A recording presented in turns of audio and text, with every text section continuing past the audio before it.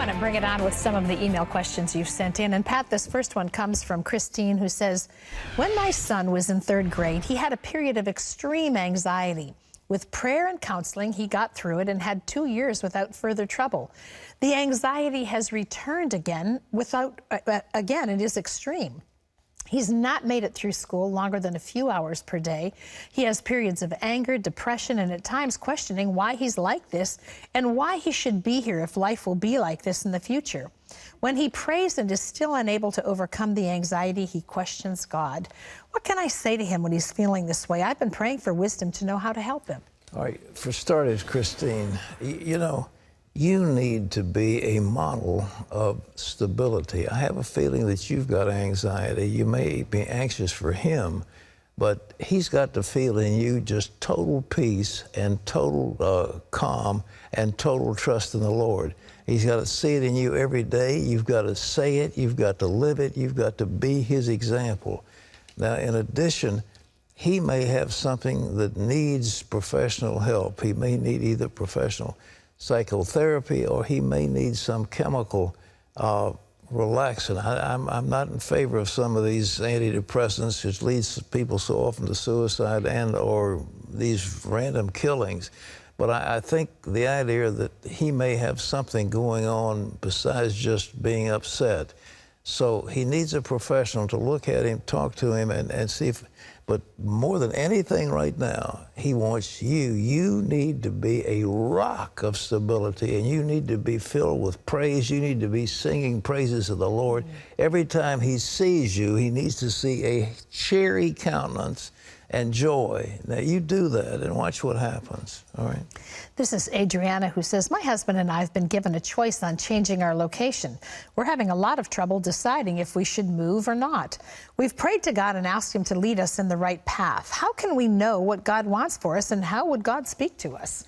Well, God speaks many ways. He speaks in dreams. He speaks in visions. He speaks through the Word. He speaks from the advice of godly friends. But more than anything, the Apostle Paul said, let the peace of God be an umpire in your heart.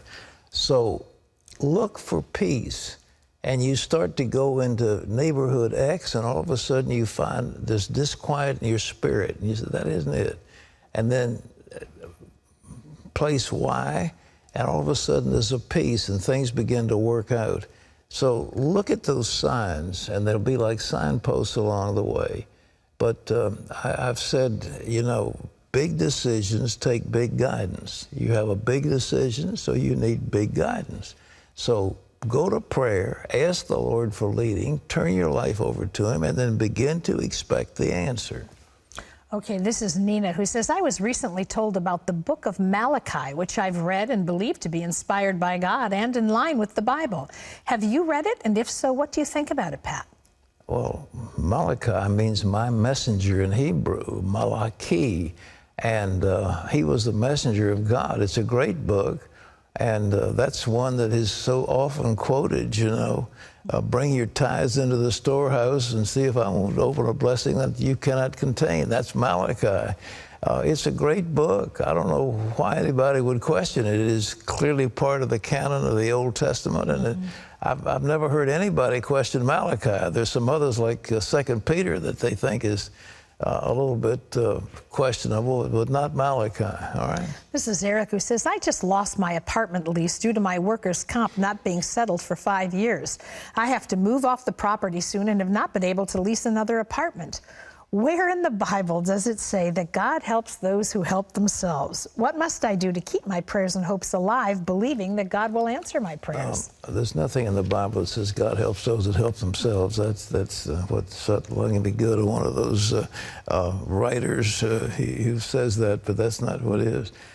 God takes care of his people, though, and I think you can say, Lord, I am yours, I belong to you, and you go before me. It's in the Psalms, and find me a resting place. So that is a psalm, and he will go before you and find you the appropriate place.